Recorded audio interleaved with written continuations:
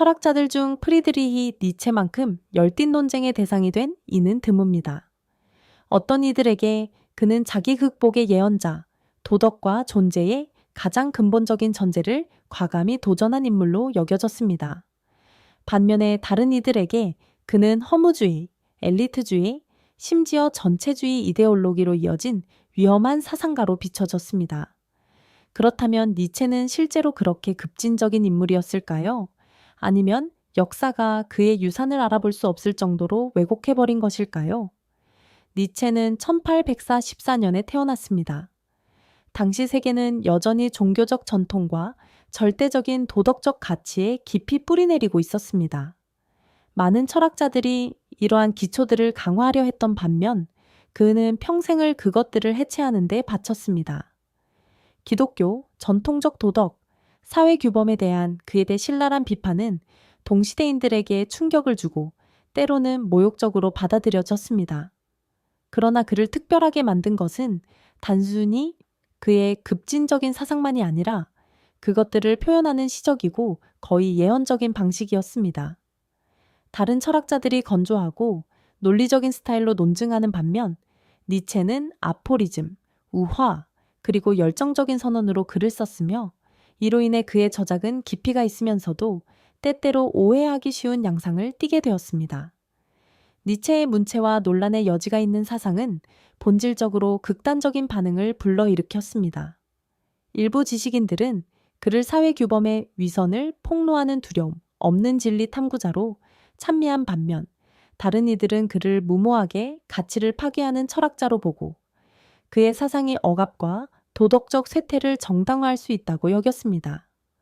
특히 고난이 본질적으로 고귀하다는 생각을 거부한 그의 전통적 도덕 비판은 자기희생을 최고의 미덕으로 여기는 이들을 소외시켰고 동시에 사회적 한계를 넘어 개인이 스스로의 힘을 받아들여야 한다는 그의 주장은 때때로 폭정의 정당화로 오해받기도 했습니다.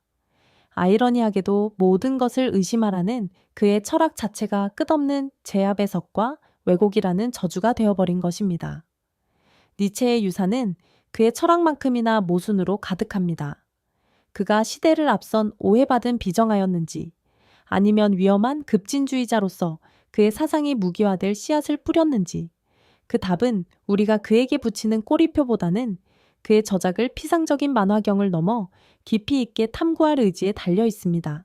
신은 죽었다 라는 새 단어는 시간이 흐르면서 울려 퍼졌고 오해되고 잘못 인용되었으며 니체 자신이 상상도 못했던 방식으로 사용되었습니다. 어떤 이들에게 이 문구는 무신론을 기념하는 승리의 외침이었고 또 다른 이들에게는 신성모독의 선언, 니체가 추구했다고 여겨지는 허무주의의 상징이었습니다. 그러나 만약 두 해석 모두 본질을 완전히 빗나간다면 어떨까요? 니체가 축하하거나 규탄하는 것이 아니라 오히려 신의 죽음을 슬퍼하고 있었다면 그것은 반역의 행위가 아니라 인류의 의미 기반이 무너진 공포스런 현실의 결과였을 것입니다. 니체가 즐거운 학문에서 이 문구를 썼을 때 그는 미친 사람의 목소리를 빌려 손에 횃불을 들고 시장 한복판으로 뛰어들며 우리가 신을 죽였다고 외쳤지만 그의 말의 무게를 이해할 청중을 찾지 못했습니다. 그것은 오만의 목소리가 아니라 절망의 목소리였습니다. 니체는 오래된 확신들, 즉 신앙, 신적 권위, 도덕적 절대성이 과학, 세속주의, 그리고 현대성의 물결 속에서 서서히 사라지고 있음을 깨달았습니다. 그러나 그는 이를 승리로 보지 않고 위기로 인식했습니다. 신이 없다면 의미는 어디서 오는가? 수세기 동안 인류를 이끌어온 도덕적 체계는 무엇으로 대체될 것인가? 미친 자는 기뻐하지 않았습니다. 경고했으며 듣고자 하는 이는 드물었습니다. 여기서 가장 큰 오해가 발생합니다. 많은 이들이 니체의 선언을 신이 없으면 아무것도 의미가 없다는 허무주의로의 초대로 해석합니다. 그러나 니체는 무엇보다 허무주의를 두려워했습니다. 그에게 신의 죽음은 종착점이 아니라 인류가 절망과 무의미함에 빠지지 않도록 채워야 할 공허함이자 도전이었습니다. 그의 전철학, 힘의 의지에서부터 초인 개념에 이르기까지는 바로 이 존재론적 위기에 대한 답을 찾기 위한 시도였습니다. 오래된 가치들이 무너졌다면 새로운 가치들을 창조해야만 했습니다. 개인은 스스로 의미를 부여할 책임을 져야 했습니다. 진짜 위험은 신의 부재가 아니라 신이 사라진 후 인류가 무엇을 할 것인가에 있었습니다. 그러나 역사는 니체의 말을 예상치 못한 방향으로 이끌었습니다. 일부 급진적 세속주의자들은 신은 죽었다를 전쟁의 외침으로 채택하며 그 미묘함을 모두 빼앗았고, 또 다른 정치 이데올로기들은 그의 사상을 권력과 파괴를 정당화하는 수단으로 왜곡했습니다. 심지어 종교적 비평가들조차 그를 그가 경고했던 허무주의자로 만들기 위해 오도했습니다. 하지만 니체는 결코 절망의 옹호자가 아니었습니다. 그는 변화의 철학자였습니다. 신의 죽음을 자랑하기 위해 외친 것이 아니라 인류가 스스로 만들어낸 공허와 맞서도록 강요하기 위해 선언한 것입니다. 따라서 진정한 문제는 신이 죽었는가가 아니라 우리가 그것이 의미하는 바를 제대로 이해했는가에 있습니다. 사회는 언제나 순응하지 않는 자들과 복잡한 관계를 맺어왔습니다. 반역자, 비정하, 그리고 외부인들은 종종 두려움, 증오, 심지어 파괴의 대상이 되어 왔습니다. 그들이 잘못되었기 때문이 아니라 다수의 안락함을 위협했기 때문입니다. 니체는 이 긴장을 누구보다 잘 이해했으며 그의 철학은 본질적으로 개인이 집단을 넘어 스스로의 가치를 창조하도록 촉구하는 것이었습니다. 획일성이 번성하는 세계에서 이러한 메시지는 당연히 적대적인 반응을 불러일으켰습니다. 니체는 단순히 개인의 힘을 옹호한 것인지 아니면 위험한 엘리트주의를 조장한 것인지에 대한 의문을 남깁니다. 그의 철학의 중심에는 초인, 즉 기존 도덕을 초월하여 스스로의 길을 개척하는 인물의 개념이 자리 잡고 있습니다.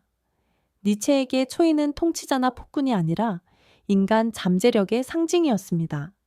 그는 사람들이 전통과 외부 권위에 수동적으로 순응하며 살아가야 한다는 생각을 거부했습니다. 대신에 그는 끊임없이 자신을 극복하며 성장하고 한계를 넘어서는 자기 극복을 주장했습니다. 그러나 이러한 변화는 결코 쉽지 않으며 오히려 획일성에서 이익을 얻는 이들에 의해 반발과 적대감으로 맞이되기 마련입니다. 사회가 정해놓은 대본을 따르기를 거부하는 이는 종종 두려움, 원한, 그리고 때로는 노골적인 적대감을 불러일으킵니다. 나이세의 또 다른 논란의 개념은 원한, resentment입니다. 그는 많은 도덕적 가치들이, 특히 종교적, 사회적 전통에 뿌리를 둔 것들이 미덕에서 비롯된 것이 아니라 쓰라림에서 비롯되었다고 주장했습니다.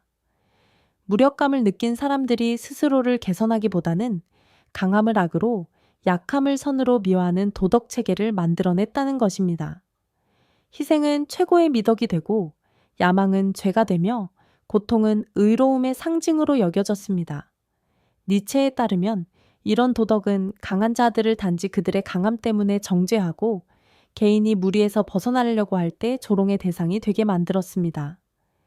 이는 진실에 기반한 도덕이 아니라 타인에 대한 감춰진 복수심에 의한 도덕이었습니다.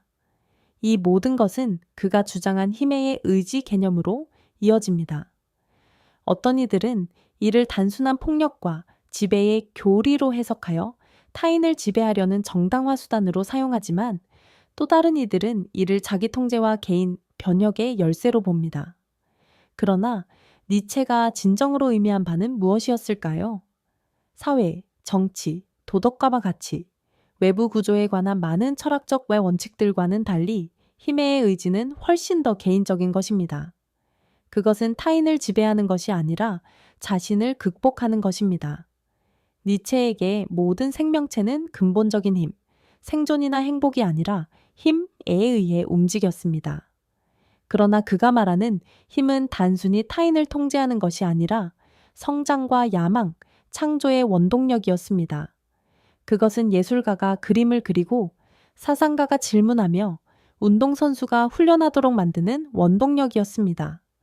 이는 억압이 아니라 확장의 욕망, 한계를 극복하고 자신을 개선하여 과거의 자신보다 더 나은 존재가 되려는 욕망이었습니다. 그럼에도 불구하고 힘이라는 단어가 가진 무게 때문에 많은 이들이 니체가 폭정을 조장한다고 오해하기 시작했습니다. 여기서 왜곡이 시작되는 것입니다. 힘의 의지의 위험은 니체의 철학 그 자체에 있는 것이 아니라 그것이 잘못 사용된 방식에 있습니다. 일부 정치 운동들은 이를 정복의 정당화 수단으로 삼아 힘이 곧 정의라는 단순한 이념으로 축소시켰고, 다른 이들은 이를 냉혹하고 무정한 삶의 방식, 오직 강한 자만이 번영할 자격이 있다는 논리로 해석했습니다. 그러나 니체가 진정으로 바라본 비전은 훨씬 더 복잡했습니다. 그는 힘을 타인을 짓누르기 위한 수단이 아니라 자기 창조의 과정으로 보았습니다. 그에게 진정한 힘이란 자신의 운명을 스스로 개척하고 평범함을 넘어서며 대다수를 안주하게 만드는 위안의 거짓말을 거부하는 능력이었습니다. 그러나 니체의 사상이 많은 이들을 불편하게 만드는 이유가 있습니다. 힘의 의지는 안정이라는 개념 자체에 도전장을 내밀기 때문입니다. 그것은 삶이 평화를 찾는 것이 아니라 끊임없는 투쟁과 재창조의 과정임을 시사합니다. 이는 편안함을 추구하는 이들을 위한 철학이 아니라 불확실성과 고통 속에서도 더 위대한 것을 추구하려는 자들을 위한 철학입니다. 아마도 이 때문에 스텅호 니체의 사상은 여전히 많은 논쟁을 불러일으키는 것일 것입니다. 왜냐하면 왜곡되지 않은 그의 사상은 타인을 지배하는 것을 정당화하는 것이 아니라 오히려 변화를 요구하기 때문입니다. 진정한 문제는 우리가 힘의 의지를 수용하느냐 거부하느냐가 아니라 그가 우리에게 요구하는 배에 맞설 준비가 되어 있는가 하는 것입니다. 프리드리히 니체의 이름은 현대 역사에서 극단적인 이데올로기, 특히 파시즘과 전체주의와 연관되어 왔습니다. 한때 오해받고 종종 잘못 사용된 그의 저작들은 권력과 통제를 갈망하는 운동들의 구호로 전락했습니다. 그러나 니체의 철학을, 그의 사상을 무기화한 이들의 행동으로 단순화하는 것은 불공정할 뿐 아니라 위험할 정도로 단순한 해석입니다. 문제는 니체의 사상이 왜곡될 수 있는지가 아니라 왜 그의 사상이 그렇게 쉽게 수용되었는지, 그리고 그것이 그가 의도했던 것과 일치하는지에 관한 것입니다. 니체 자신은 민족주의나 국가에 대해 별다른 관심을 보이지 않았습니다. 오히려 그는 국가를 개인의 위대함을 억누르는 도구로 보았으며 창조성과 자유를 억제하려는 제도라고 여겼습니다. 결국 니체의 유산은 매우 역설적입니다. 그의 사상은 해방과 억압, 창조와 파괴를 동시에 불러일으켰습니다. 그를 온전히 이해하기 위해서는 인간과 신화를, 철학자와 정치적 도구화를 분리해야 합니다. 니체는 증오나 폭력의 예언자가 아니라 변화의 사상가였으며 타인을 지배하는 것이 아니라 스스로를 지배하는 사회적 교조로부터 벗어난 자기 길을 선택할 것을 촉구했습니다. 그렇다면 왜 많은 이들이 니체를 증오할까요? 아마도 그것은 그가 말한 바가 아니라 그의 사상이 우리에게 너무나 불편한 진실을 직시하게 만들기 때문일 것입니다. 니체의 철학은 우리로 하여금 자신과 사회의 가장 어두운 구석, 즉 우리의 원한, 두려움, 그리고 현상 유지의 동조를 마주하게 만듭니다. 니체와 맞서 싸우는 것은 결국 우리가 가장 소중하게 여기는 가치들조차도 의심하게 만드는 도전인 셈입니다. 그의 사상을 오해하거나 곧이곧대로 배척하기보다는 왜 그의 사상이 오늘날까지도 강렬한 반응을 불러일으키는지를 이해하려는 노력이 필요합니다.